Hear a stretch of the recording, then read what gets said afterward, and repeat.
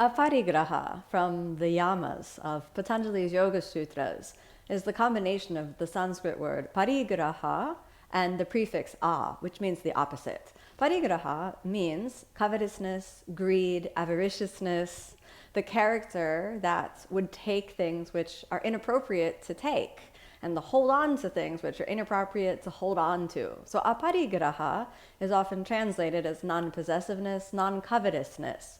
We can think about what this means as a practical example of not being greedy with your possessions by taking only what you truly need and giving freely the rest.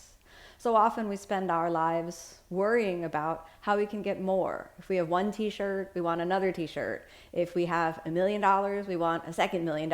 If we have $100, we want $200. The culture of more seems to be built on the idea of amassing massive amounts of resources for personal gain. This is the opposite of aparigraha, which seeks to take only what you truly need and then give freely the rest. You could think about this as the ultimate expression of faith, as though you're willing to open your heart and trust that everything will be provided, as you only take what you need. Another way to think of aparigraha is to not accept inappropriate gifts. In other words, no quid pro quo for yogis. The idea goes both ways. Giving with the expectation of getting something in return is also against this moral principle of aparigraha.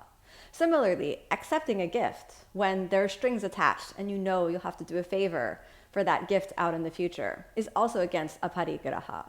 So we think about the fair understanding of giving just to give and letting that be enough. Doing good just for the sake of doing good, rather than to accumulate favors or other sorts of things from other people.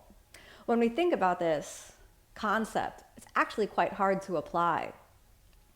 More so in the thought and the spirit rather than in the actions. So rather than looking to the outside world or even yourself in terms of your actions, the series of do's and don'ts, dive down deep into your heart and ask what it means to truly embody generosity, the opposite of greed.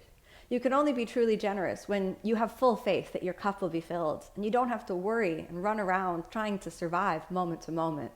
So this is actually a paradigm shift that's offered by Patanjali in the most subtle way possible, by gently suggesting that yogis should embody non-greed, non-covetousness, which necessarily means that all yogis embody a true, generous, faithful, giving heart.